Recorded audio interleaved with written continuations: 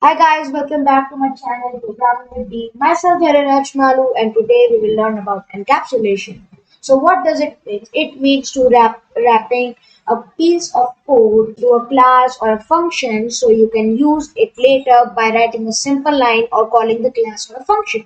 So for instance, let's create a def main function. If you don't know about Python, I have created a whole playlist on it. Go check on the description. So I have a piece of code here. Let's indent it. It's not indented.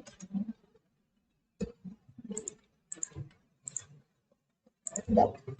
So as you can see here, I have done this. So this whole piece of code, we have to write it again and again if we have to use it. If we have to use it, and you mean like if you have written an if condition. So in the if you have written three if condition and you have to execute some type of code, but some instances are there. So you can wrap it in a class or a main or a function, so you can call it later. So as you can see, I can call this function many times I want, and if I have to execute this line, if I haven't created a function and I have to execute this two times, then I have to write this two times. And we have a rule in coding: do not repeat yourself. So that for that we have created functions. So let's run it.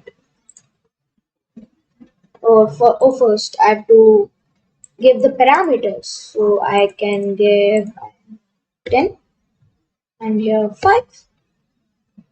Save, run module.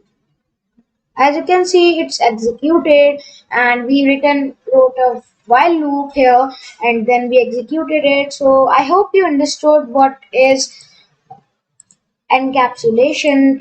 Let me repeat myself.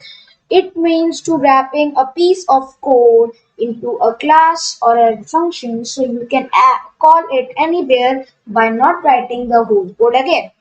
So this was for all for this video. Please subscribe my channel, like this video.